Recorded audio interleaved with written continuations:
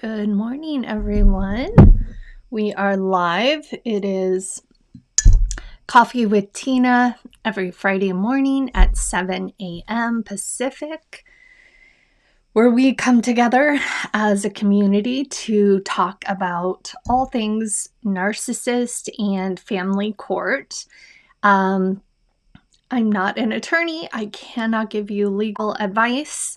We are just a group of people who have all experienced high conflict divorces or child custody battles, and we come together to talk about it. So, as with anything, always consult your attorney before you make any decisions or strategy moves or anything like that on your case. Good morning, Jenny from Oklahoma. I am exhausted today. Somebody said last week, how are you so awake? I was watching a really long time dear friend who I actually met from my very first Lemonade Power retreat back in 2015.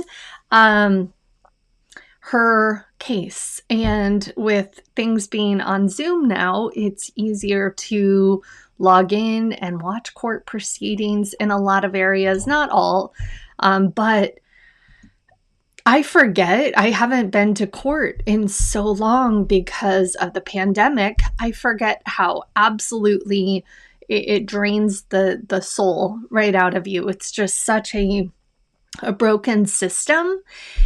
But what I will say, good morning, Gigi. Good morning, Jessica. What I will say is that there are judges who get, unfortunately, well, I'll say I have a different perspective than a lot of, when you're in it, when you're fighting to protect your babies, and you're reading all of the horror stories that we see online. It's easy to get caught up in that mentality that they're all bad. And I will tell you they're not, and I do have a different perspective, because when I am sitting and watching court proceedings and I'm putting myself in the shoes of a lot of these judges and the ones who, they don't get it the way we get it because it's our kids, but there are some that, their hands are tied by the system, by the laws. And so as much as they believe you or, they are restricted to what they can do in some situations. Good morning, Brenda and Bethany. And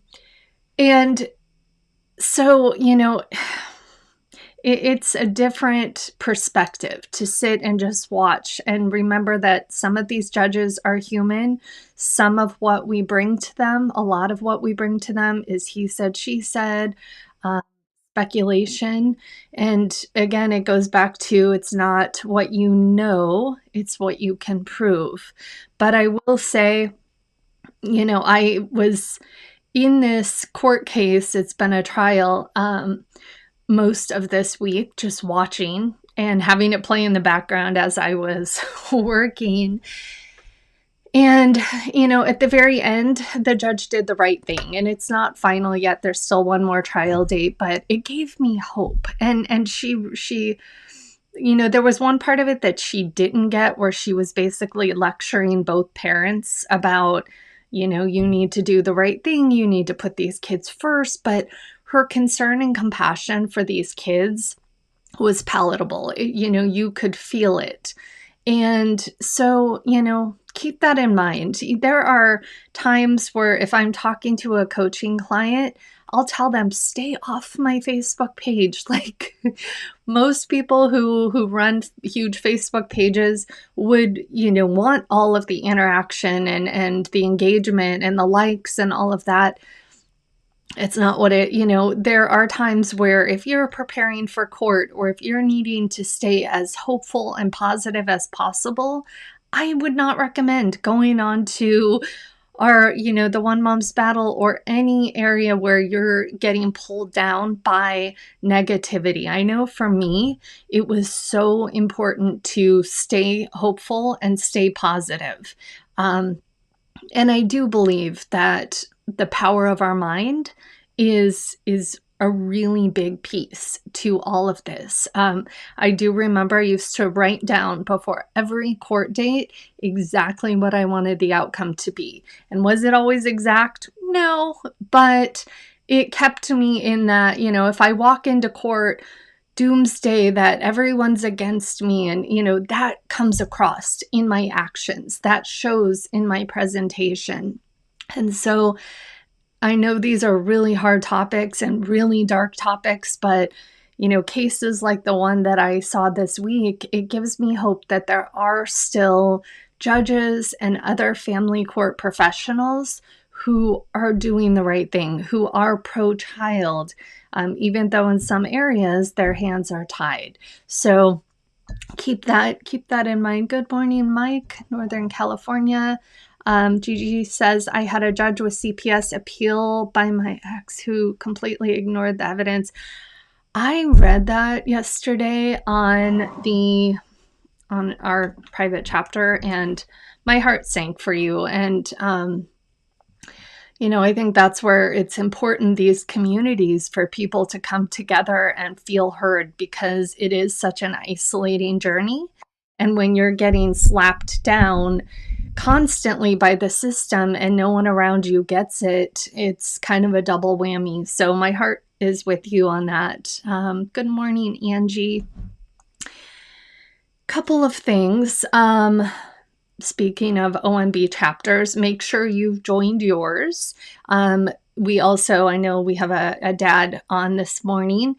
We also have a dad's OMB. And good morning, Veronica. So I have a couple of people signed on who just finished my coach training program, and there's a couple people who are about to start my coach training program in May.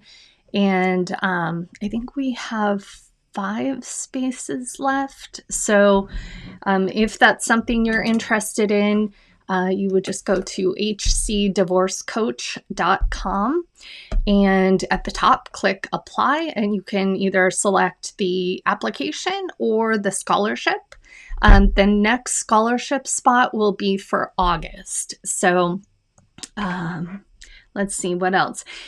If you're interested in any of the online courses, I'm going to, Gigi is, I didn't know if I was allowed to say it. Gigi is in my May program, and I am so excited to have her. There are times I read what she writes and her advice to people, or her input on situations, and I'm like, she could be teaching one of my courses. And Veronica just graduated, and she says, I highly recommend her training program. What a lot of the feedback I've received from people is, if I would have had this course, just on a personal level, the business stuff aside, if I would have had this course at the beginning of my battle, things would have gone in a completely different direction. And I do believe that. I've pulled together the top minds, the top experts from a variety of areas: legal, psychology, trauma, the business side of things, but together it's all of those pieces. And a lot of the people who I have either depended on in my own battle for direction, for input, and so to have them all under one virtual roof, it is a wealth of information, whether it's personal for your case, or if you're planning to do divorce coaching or advocacy as your career. So either way, no, I mean that, Gigi, really. So let's see. If you are in need of an online course, I'm going to offer a coupon code for 20% off of any of the courses. And that would be mediation or documentation. The one I recommend, if someone is only able to buy one, would be safeguarding your case from claims of alienation. because that is the abuser's go-to weapon, is to say they are being alienated.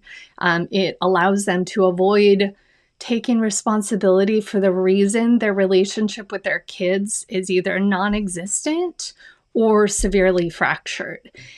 And I will tell you that going back to this case I sat on, this trial, it's an alienation case. And this abuser, he brought in an expert on alienation, and I'm thinking, how can you be an expert on junk science? Like, it blows my mind. But some of these people, a lot of these people who work in this alienation realm, they make a lot of money. They go in and they say the same thing in every case, and people are losing their kids. And so, in the alienation online course, it talks about how to safeguard your case from those claims, but also the claims of enmeshment, gatekeeping. Those were all words that came into this trial yesterday. And, even if you aren't facing alienation allegations, it's just about how you show up and present yourself. Because my takeaway from this case this week, and before I forget, I'm going to give you the code. It's OMB thank you, all written out, and it's 20% off any of the courses. But this aha moment that I came to when I was watching this case yesterday was, you get up there in front of this court and it's literally judgment day. And you may know who you are. You may be the best parent. You may get kudos from PTA and all your friends about what a great mom or dad you are, but the court doesn't know either of you. And so your presentation, how you show up, whether it's communication, your actions, you are literally, it is judgment day. The judge is, looking at both of you, and something you put in writing 4 years ago that maybe not your best moment, it's going to come up. And so, being on at all times, which is exhausting. And that's not to say, I see mistakes made all the time. I see cleanup. One of the things is owning it. When we make a mistake, if I put something in writing to my ex and then I went, oh, shoot, maybe I shouldn't have sent that, I'm not above an apology. Hey, you know what? I could have handled that differently. And at the end of the day, it's not about us, it's about our kids. And so just keeping in mind, and that's where that Safeguarding Against Alienation course is a powerful one, because it really talks about all of those things, how we show up, how we present when random strangers are judging every single action and word that we've used or made. So, I've never seen Aliens of Ghosts, so I don't know what that is. I'm not a TV movie person, but I did watch the Woody Allen, Mia Farrow thing, and boy, that was powerful. I literally sobbed through all of part 4. So crazy. Not crazy, because we all live it. We know what this is like and what's happening. Good morning, Caitlin. Good luck with mediation on Thursday, Jenny. I see you have that. So the questions that came in for this week. Number 1, do the girls ever hear from Seth, your ex-husband? So I have a funny story. The timing on this is interesting, but so last weekend, my youngest daughter, what do I call her in my books? Sarah. Sarah, she is almost 14. She'll be 14 this month. She wanted to go to the beach with her friends. And so I dropped her off at the said beach, and there was a mom, one of the moms there, and kind of watching all the girls, and was driving home, and I had this sinking feeling. I'm like, oh my God, that's the beach he hangs out at. I get sightings. People will text me and say, hey, heads up, I just saw him down at the beach. That's triggering, by the way, but sometimes it's nice to know kind of where he is on the map, just so, because he has been up in Canada a lot. So I feel much safer when he's up there. Anyway, and I'm thinking, no, because the part of the beach she's at is not the part that he hangs out at. So I let it go. And I was thinking, I wonder if she would even recognize him. I'm sure she would. It's been a long time. And so when I go back to pick her up, I realized they had moved and they were down on the other side of the beach, literally where he hangs out. So she gets in the car and I said, hey, you know what? I just wanted to mention something in case this comes up in the future. I don't want you don't have to be on alert or nervous or anything else, but I want to talk about it. If he were to approach you, because he does hang out at this part of the beach, what would you do? And she's like, oh, I don't, and you could tell she's thinking, she goes, Mom, I actually thought about it. And she goes, and I go, well, what did that look like? And she goes, well, I just imagined him taking a picture of me and my friends from a distance and posting it on social media and writing, beach day with my girl. And I about spit out my coffee, because this is the young lady that I had the most concerns about, with him. He targeted her. He was cruel to her. He was really mean. And for her to spin it around and her little personality is coming out, she's becoming this independent 14-year-old girl. And I just thought, I don't have to worry about her. She's got this. She knows who he is. She has seen through him. But we did talk about it. What are some things you could say? I'm not interested in engaging with you. And I was like, you could yell stranger danger. Anyway, no, we don't hear from him. Actually, I've unblocked on my phone. No. So thankfully, and we're in a good place. We've had, they haven't seen him since 2014. So it's truly been a long time. And then with his rights being terminated in 2019, we have no reason to hear from him. Is it beyond him? No. It could still happen at some point. Who knows? But my girls are ready for it. If he did try to contact them through social media or anything else, I have no concerns. They're their own little humans, and they have their own story. So somebody says, what if the narcissist is profiling me? Because a lot of what I talk about is profiling the narcissist that you're up against. So you know all of their buttons, their triggers, which ones to push, which ones not to push, which ones to stay the heck away from. Those are important things, if your attorney wants to get their mask to drop on the stand or something like that.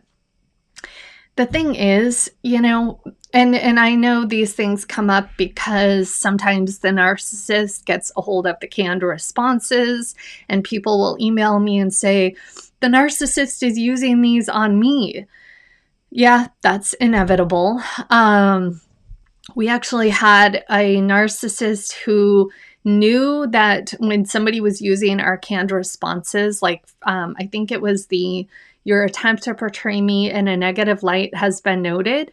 And if you want to know where to get the canned responses, you can go to the One Mom's Battle website and make sure you have your pop-up blocker shut off, because a little box will pop up. You sign up for our newsletter and then you'll automatically receive the canned responses. But they come with a big disclaimer. Some of them I would never use. They're way too harsh, in my opinion. And so in this situation, though, the narcissist knew that was not her common language, wording. So he Googled it and he found our canned responses. And so he wrote back, he attached the canned responses, and he said, I knew this was not you talking. And next time for this specific situation, you should probably use number 18. It fits better. So what I tell people, use the canned responses as a foundation, but customize them to be your own words. You'll get the idea of what the intention is with us doing the canned responses, but would I use them verbatim? No, because that's a great situation to explain what, what.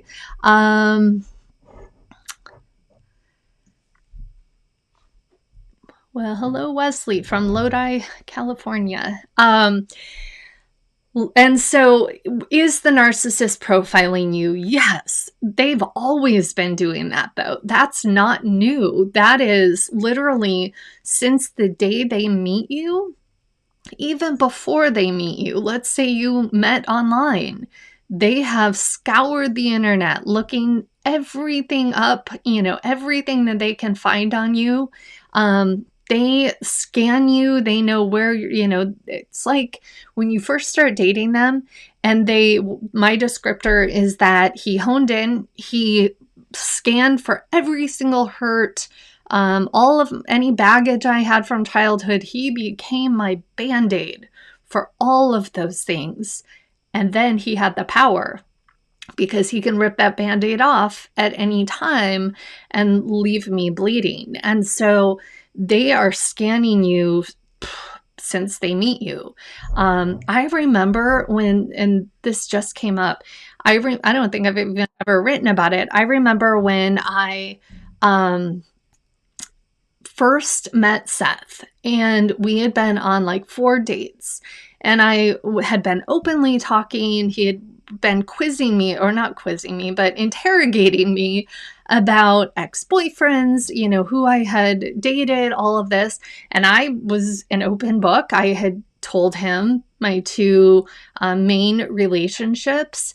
And at one point, a few weeks into our relationship, when I got into his car and I had to open the middle console to get something out, and there was a piece of paper with both of my ex-boyfriends' names written on it. And I confronted him, like, what are you doing? That is really odd and weird. And he was like, no, I just didn't want to forget their names. And I was curious about them. And that should have been a red flag, but he was 26 years old and very trusting and naive. But now in hindsight, I know exactly what that was. They are profiling us always. That is how they gain power and control over us. And that's nothing new. But yeah, they're going to profile you in this next stage of post-separation abuse to know where they can push your buttons, where they can affect you. For so many of us, we're conflict avoidant by nature. And so when we are in that courtroom, when we are under the microscope, it just makes us very uncomfortable. And believe me, they know that. And that's where the legal abuse comes in, and they're constantly scanning us. And even in the court case I was watching this week, good morning, Janelle. And I haven't been able to read all your comments, Wesley, but thanks for being here. And I am sorry for what you've been through as well, which comes with my disclaimer. My website is One Mom's Battle, but I am very inclusive of healthy parents. So I don't care what gender someone is. That doesn't matter at all. I know that from my own personal experience because my dad raised me and he was the healthier of the 2 parents. And by the way, he is kicking cancer's butt right now. He's doing really, really well. So I know people often ask me how he's doing. He's doing fantastic. So that is good news. Okay. Last question. How to deal with child support. Do I need to hire an attorney? He makes a lot of money. I have a very unconventional thought about child support. And my fine print disclaimer on that is that if you are in need of child support, and I have been there, I needed both child support and spousal support in the very beginning. I had left the women's shelter. I was rebuilding my life. I was literally dependent on that money to keep my electricity on and to feed my kids. But I knew going all the way back then that that was his means of control.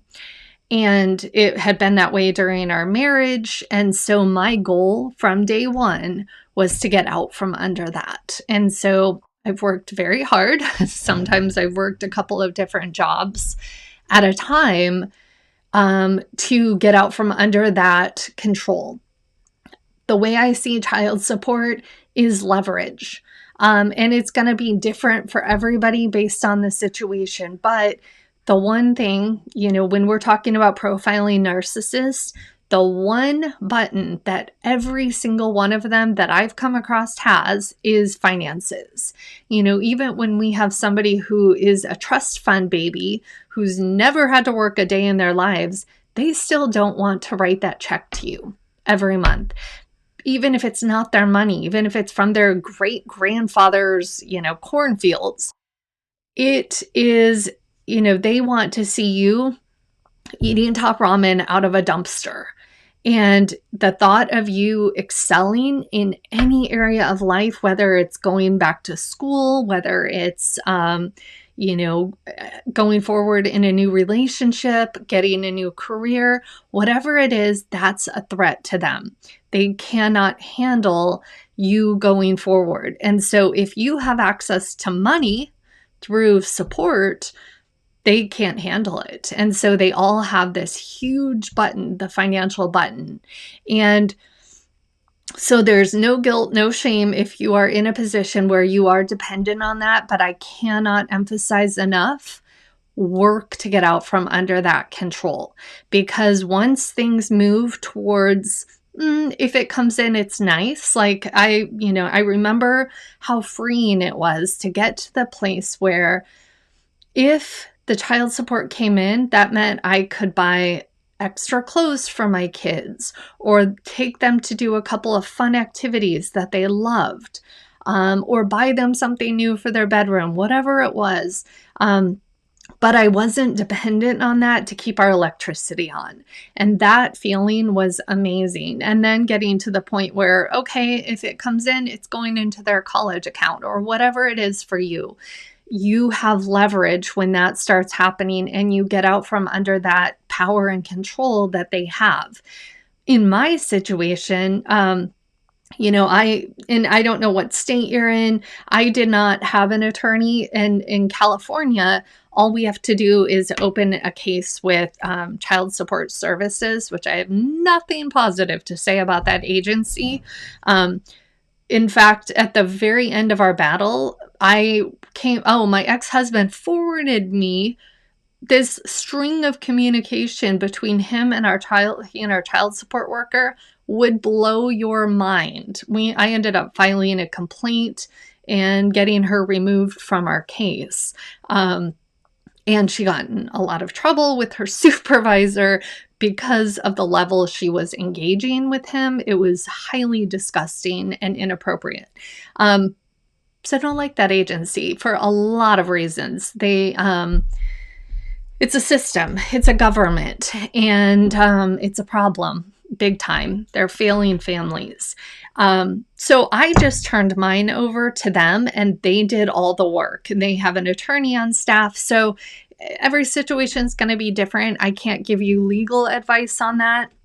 But if he makes a lot of money, and that's, he's on deck to pay to help support these babies. And so would I hold him accountable? Absolutely. And then again, moving to that point where it becomes leverage and not a necessity. And then you're out from under that control.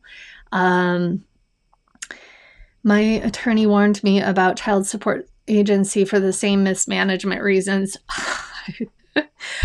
I really dislike that agency. So yeah, moving to the point, that is for those of you who are new, who are joining us, my ex painted a picture in court that it was all about the money for me, that I was this gold digger, that I, was trying to bleed him dry.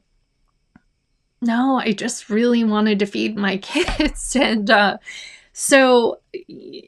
over the years, I just let that arrears balance grow and grow and grow, and I didn't hold him accountable until that arrears balance grew to the point where it affected his life. And that's where you will see the narcissist step up and pay attention and become unraveled. So our child support balance just went past $100,000 in arrears that he owed me. And over a decade, it took a long time to get to that point, but it affected his passport. He needed his passport to travel, and they would not give him one because of his arrears balance. So that put me in a position to say, hey, you haven't seen the kids in years anyway. You're not, and these were not my words, but the essential message was, you're not allowed to see the kids anyway. You can't even call them. Why would you want to still be on deck for child support? It doesn't make any sense. If you will allow my husband, Glenn, to adopt them and terminate rights, I will forgive the $100,000. You go on your way with your little passport, and we all have a happy life. So, yeah, it's a big balance. It's a big chunk of money. And you know what? I am a big fan of not involving children in legalities of these cases, but I will say that I talk to my daughters about this. I would say it's a lot of money. It's a lot of money. I can't even, that's a big balance. That could really help you in college. That could pay for college plus some. Maybe not. Anyway, I involved them in the decision. I just said, we can choose to forgive this and dad can adopt you guys, and then we're just done with all of this. Or if that money is something that you want me to fight for because it's yours, I will do that. They were like, let's walk away, let's tap out. And they're older, they're teenagers. So, whether I get judged for that or not, I've worked really hard to shelter them, but that's a big decision. And I did not want them coming back when they're 30 years old and saying, you got rid of all, gave him a free pass to walk away from his financial obligation to us. I wanted them to feel a part of the decision, and they were both without hesitation, we want dad to adopt us and be done with that person. So that's our story. And that's one example of how child support can be used as a leverage. But you always want to consult with your attorney because you don't ever want to put anything in writing. The courts see it as bartering for human life if you use it. So you need an attorney who is very skilled, who can negotiate things. And I see things like this play out all the time when it comes to financial leverage. There's lots of tricks, but you need an attorney who knows how to handle that. Oh, absolutely. So worth it to be done. Good to see you, Emily. I would pay him to go away. And so, yeah. But anyway, happy Friday, everyone. It's Easter weekend. My girls are on spring break this week. And yeah, very exciting. If you missed, if you want to save 20% off on the online courses, you can enter in the coupon code OMB. Thank you for One Mom's Battle. Thank you. And all right, everyone, take care. Happy Easter. And thank you all so much for joining.